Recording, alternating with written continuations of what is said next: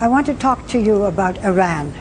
As a close friend of President Amejinahad, do you support him when he says that the state of Israel should cease to exist? Do you agree? No, no estoy de acuerdo. No, I don't agree. I do not support any idea of overwhelming any country of the world. It is the government and the elite of the U.S. which is overwhelming all the countries in the world. I want to ask some questions about your life. Would you like some coffee first? I understand you drink Yes, too much coffee. but you didn't drink yours. No, well, yours must be you cold. want mine? Yes, you didn't drink yours. It must be cold. It is. Yes, We'll get. give it to me. I will drink it. Okay.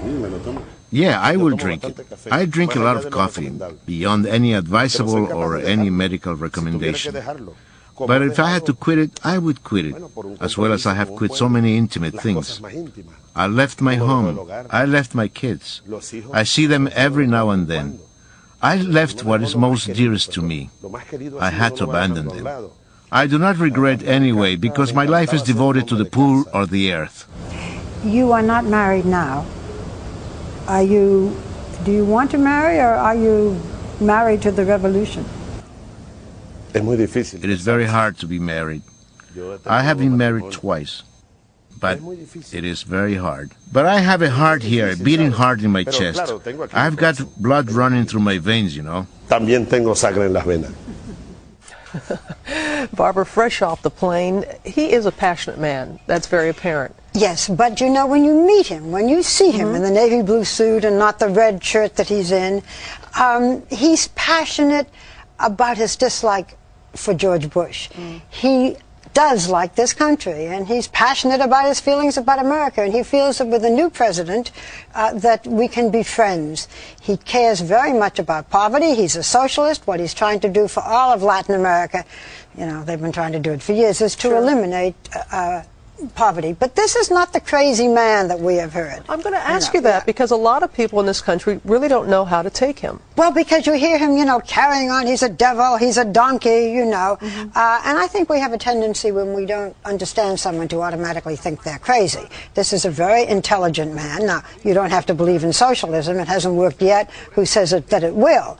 But, you know, we say that about Fidel Castro, who is his political mentor, his political father, he calls. Are there similarities, because you've spent time with both men, are there similarities between the two? Yes, I think there are. I mean, first of all, in terms of being socialist. Secondly, in terms of their personalities, they're larger than life. Chavez does a television show every night. By the way, he sings. He sang to me. I should have shown it to you, but it would have ruined the broadcast. And Castro phoned him last week on his television show. He seems very healthy. Chavez says that Castro is still ruling with his hand on one rein, and that Raul has his hand on the other. They're very close friends. They are. The concerns, though, about Chavez here in this country is the fear that he may cut off oil supply here. Is that a legitimate concern? Look, he says that we're trying to assassinate him, that the CIA is trying to assassinate him, and he has said that we might invade. If we invaded, and he says that that's not going to happen, those would be the only circumstances, he says, in which he would cut off oil. But remember, Robin, that he has been selling cheap oil in this country through Citgo, which they own, in the Northeast when there are cold spells like now. He helped in Katrina. Now, this could be PR, but oil is oil. So far, no plans to cut it off, and that's good news. He think he would do very well if he ran for office here in this country. If I came to this country, I could run an election if I changed my name to Nikki Chavez, because I am for humanity, I am for disseminating the wealth, I am for helping people. He says I would win. So put his name down on the list. So many others are running. Barbara, thank you. Insightful as always.